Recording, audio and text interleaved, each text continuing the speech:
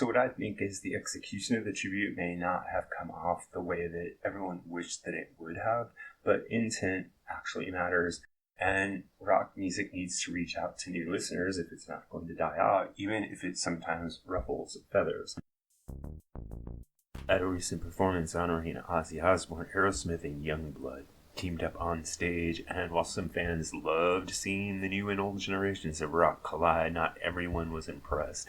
Dan Hawkins, the guitarist for The Darkness, slammed the performance, calling it nauseating. He even went as far as to say it was another nail in the coffin of rock and roll. Strong words. So let's break down what happened. The tribute was meant as a celebration of Ozzy, a living legend and one of the most influential frontmen in heavy music. Yungblud has been very open about his love and respect for Ozzy, and he joined forces with Aerosmith to honor the fallen hero.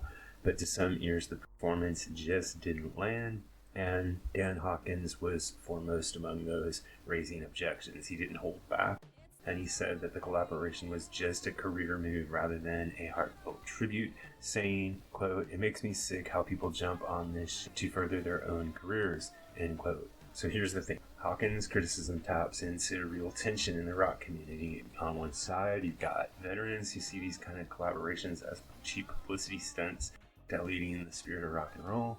And on the other hand, you've got younger artists like Yungblud who are trying to carry the torch and maybe reach audiences that Ozzy and Aerosmith can't reach anymore on their own. So the truth is, both perspectives have weight.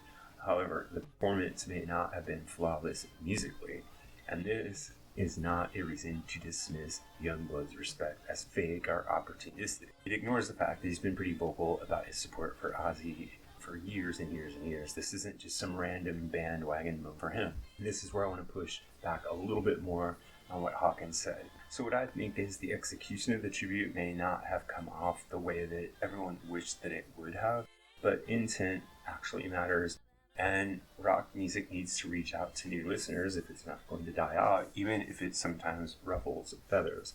So my question to you is, was the performance really another nail in the coffin of rock and roll?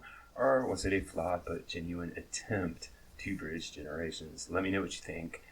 I don't think Dan Hawkins was right to call the performance nauseating, and I don't think that he was right to just make the accusation that there was no genuine respect intended with the tribute. I think that there was genuine respect intended with the tribute. I just don't think that the performance came off to everybody's liking. This is what I think, but what really matters is what you think. So if you have an idea about this or any other topic connected to classic or contemporary music, please drop it in the section below. And remember to like and subscribe. Thanks a lot.